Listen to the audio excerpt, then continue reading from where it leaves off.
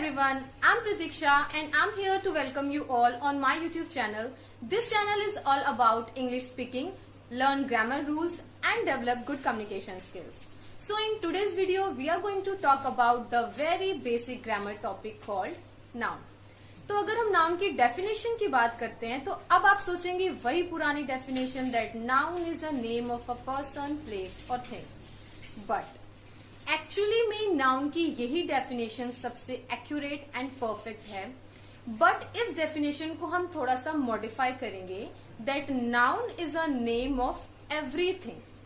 It could be a name of a person, a thing, a place, a material, an idea or an emotion also. It means इस दुनिया में जितनी भी चीजें हैं उनके नाम को हम नाउन कहते हैं. So first is proper noun. So definition of proper noun is it is a name of a particular person, place or thing. कि प्रॉपर नाउन होता है कि जब हम किसी पर्टिकुलर, किसी विशेष, किसी स्पेसिफिक पर्सन या प्लेस या थिंग के नाम की बात कर रहे हैं तो वहाँ पर उसे हम प्रॉपर नाउन कहेंगे. For example, Rohan is a naughty boy. तो यहाँ पर रोहन, स्पेसिफिकली रोहन की बात की जा रही है, इसलिए रोहन जो है वो नाउन तो है लेकिन कैसा, प्रॉपर नाउन है क्योंकि मैंने स्पेसिफिक रोहन का नाम लिया है. इसी तरह से हम कह सकते हैं प्रिया इज़ माई बेस्ट फ्रेंड.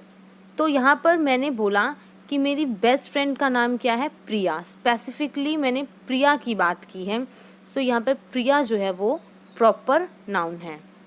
इसी तरह से किसी जगह का नाम, जैसे कि Banaras is a beautiful city.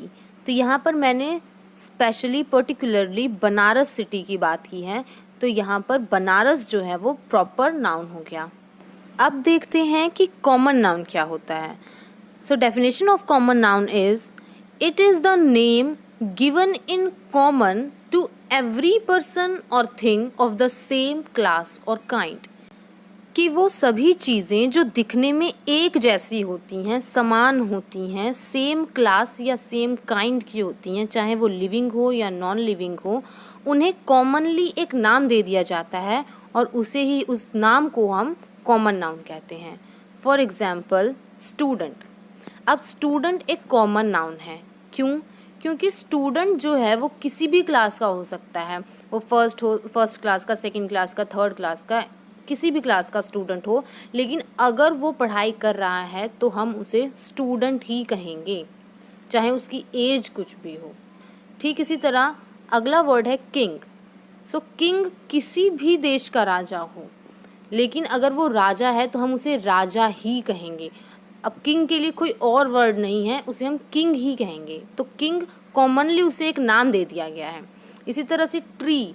अब वो ट्री किसी भी चीज़ का हो, आम का, अमरूद का, जामुन का, किसी भी चीज़ का पेड़ हो, उसे हम पेड़ ही कहेंगे, उसे ट्री ही कहेंगे. इसी तरह से सेलर. तो वो हर व्यक्ति जो नाव चलाता है उसे हम नाविक ही कहेंगे, सेलर ही कहेंगे. इसी तरह से प्लेयर. अब वो प्लेयर किसी भी गेम का हो सकता है, क्रिकेट का, फुटबॉल का, हॉकी का, लेकिन अगर वो एक खिलाड़ी है तो हम उसे प्लेयर ही कहेंगे. तो हर वो व्यक्ति जो कोई गेम खेलता है उसके लिए कॉमनली एक नाम दे दिया गया है, प्लेयर. तो प्लेयर एक कॉमन नाउन है. तो सेम जाति की चीज़ों को हमने जो एक कॉमनली नाम दे दिया है उसे हम कॉमन नाउन कहते हैं. तो अब देखते हैं कि कलेक्टिव नाउन क्या होता है. So definition of collective noun is it denotes a group और collection of similar individuals considered as one complete whole. देखिए, कॉमन नाउन तब होता है जब हम किसी इंडिविजुअल की बात कर रहे हैं. जैसे मैंने बोला था स्टूडेंट, तो स्टूडेंट एक इंडिविजुअल पर्सन है ना, लेकिन वो एक पर्टिकुलर क्राइटेरिया में फिट होता है जिसकी वजह से उस चीज़ को हमने कॉमनली एक नाम दे दिया कि वो एक स्टूडेंट है. इसी तरह से प्लेयर भी एक इंडिविजुअल पर्सन है, लेकिन वो एक पर्टिकुलर क्राइटेरिया के अकॉर्डिंग फिट बैठता है, इसलिए हमने उसे कह दिया कि वो एक प्लेयर है, खिलाड़ी है. लेकिन जब उन्हीं चीज़ों का, जिन्हें हम सेम क्लास और काइंड का कह रहे थे, जब वैसी ही किसी चीज़ों का ग्रुप होता है तो उनके ग्रुप को जो पर्टिकुलर नाम दिया जाता है उसे हम कहते हैं collective noun. For example bunch of grapes. अब देखिए, अगर कोई एक ग्रेप्स हो तो उसे हम ग्रेप्स बोलेंगे, लेकिन जब ग्रेप्स का पूरा समूह है, ग्रुप है, तो उसे हम बंच ऑफ ग्रेप्स बोलेंगे। यहाँ पर उनके समूह के लिए एक नाम दे दिया गया विच इज़ बंच।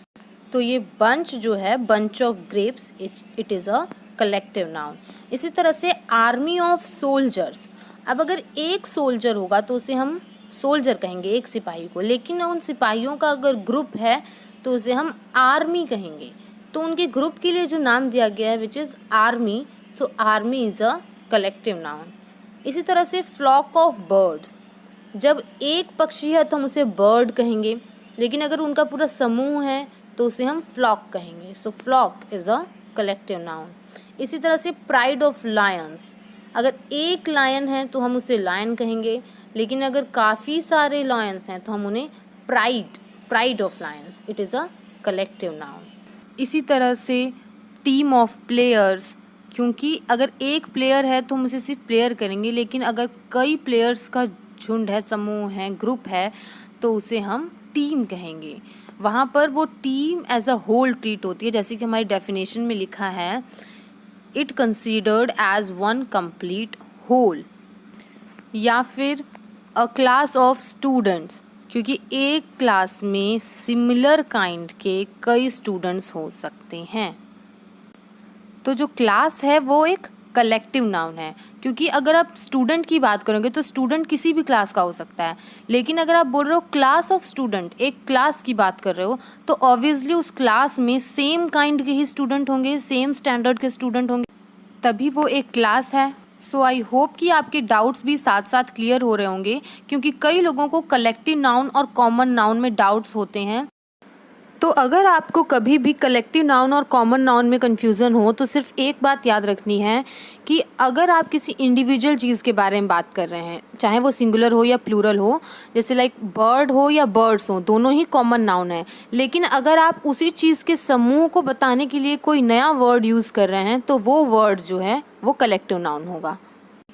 तो अब देखते हैं कि मटीरियल नाउन क्या होता है। So definition of material noun is, it is a name of a matter or substance of which a thing is made। कि हर उस चीज़ का नाम है जिससे कोई ना कोई वस्तु बनाई जाती है। For example iron, silver, gold, milk, ये सभी चीज़ों से कई तरह की वस्तुएं बनाई जाती हैं और ये उन मटीरियल्स के नाम हैं, इसलिए इसे हम मटीरियल नाउन कहते हैं। अब देखते हैं एब्स्ट्रैक्ट नाउन क्या होता है। So it is usually the name of a quality, action or state considered apart from the object to which it belongs। तो बेसिकली उन सभी चीज़ों के नाम को हम एब्स्ट्रैक्ट नाउन कहते हैं जिनका कोई रूप, रंग या आकार नहीं है, या फिर जिन्हें हम देख नहीं सकते, टच नहीं कर सकते, फील नहीं कर सकते। फॉर एग्ज़ाम्पल एडवाइस, किसी की सलाह, या फिर behaviour, laughter, thought, wisdom, anger, etc। So thanks for watching this video. I hope आपने इस वीडियो से कुछ अच्छा और नया सीखा होगा। If it is, then please like this video and subscribe to my channel। और मैं आपसे मिलती हूँ नेक्स्ट वीडियो में। Till then, bye bye, take care।